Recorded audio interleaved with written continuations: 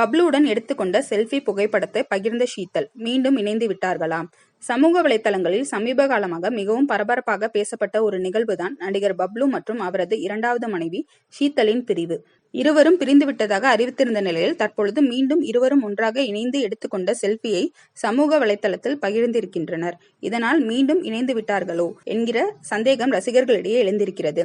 தமிழ் திரையுலகில் குழந்தை நட்சத்திரமாக அறிமுகமானவர் நடிகர் பிருத்திவிராஜ்.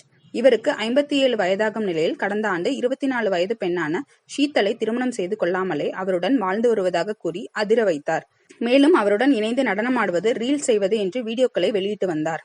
நன்றாக சென்று கொண்டிருந்த இவர்களது காதல் வாழ்க்கையில் திடீரென பிளவு ஏற்பட்டது. ஷீதல் ஒரு நாள் பப்ளுவுடன் எடுத்துக்கொண்ட புகைப்படங்கள் மற்றும் ரீல்ஸ் வீடியோக்களை இன்ஸ்டாகிராம் பக்கத்தில் இருந்து டெலீட் செய்திருந்தார். மேலும் நீங்கள் இருவரும் பிரிந்து விட்டீர்களா என்று ரசிகர்கள் எழுப்பிய கேள்விக்கு அவர் லைக் செய்திருந்தார். இதனைத் தொடர்ந்து பேட்டியளித்து வந்த பப்ளு தான் வாழ்க்கையில் பலமுறை ஏமாந்து விட்டதாகவும் இனி ஏமாற தயாராக இல்லை என வருத்தத்துடன் பேசியிருந்தார். இதனால் பப்ளு மற்றும் ஷீதல் பிரிவு உறுதியாகி இருந்தது. இந்த நிலையில் தற்பொழுது பப்ளுவுடன் எடுத்துக்கொண்ட செல்ஃபி புகைப்படத்தை ஷீதல் இன்ஸ்டாகிராம் பக்கத்தில் பகிர்ந்திருக்கிறார். அனிமல் படப்பிடிப்பின் போது ராஷ்மிகாவை சந்தித்த இருவரும் எடுத்துக்கொண்ட புகைப்படங்களை தற்பொழுது ஷீதல் தனது சமூக வலைதளத்தில் பகிர்ந்திருக்கிறார்.